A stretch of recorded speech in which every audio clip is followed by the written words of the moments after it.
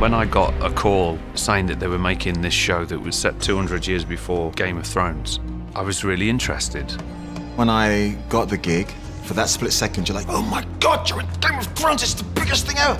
Then you put the phone down, you're like, oh God, now I've got to do it. Game of Thrones has such a history and a fan base and a culture that exists beyond it and around it. It's the biggest TV show, so yeah, so there's a bit of pressure to live up to.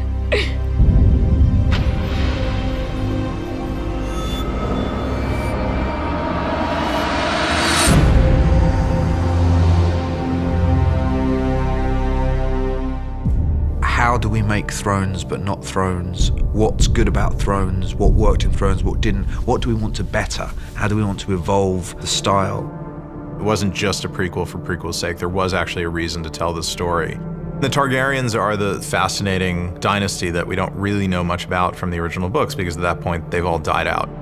There was this once great day where there were dozens of Targaryens running around and a bunch of dragons, and they ruled over Westeros. It was a time of peace and prosperity, and everybody knew that if you messed with the Targaryens, you would get the dragons, so nobody dared to overthrow them. This period in Westeros was a very decadent time. So you get to see what the realm looks like before it descends into the detritus and post-decadence of war that you see in the original series.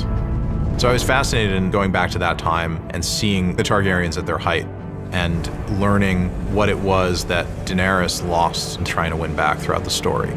The original Game of Thrones was very much an epic that was weaving together various different threads. It still has that scale and scope, but it's really just the story of one family slowly tearing itself apart. There's a wish fulfillment for an audience of things they want to see. We're not here to not give it to them.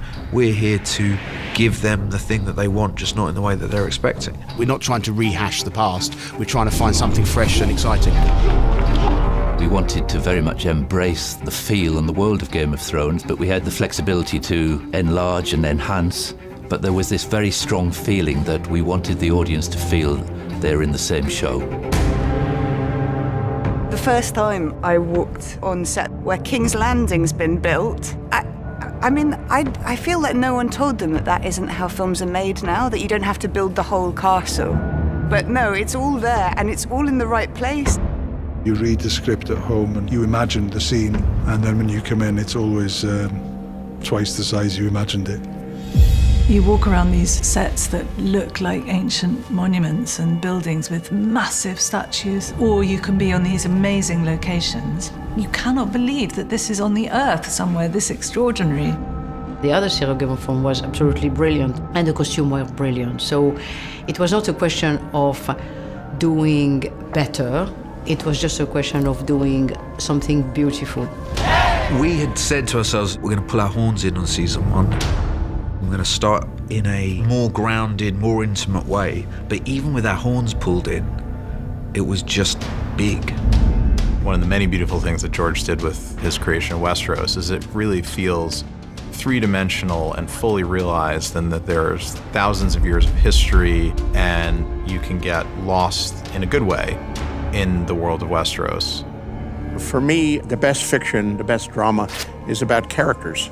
House of the Dragon is a story about very flawed human beings, capable of love and hate, capable of doing good things, capable of doing monstrous things. I genuinely hope that audiences are open to watching a new chapter in the Game of Thrones saga.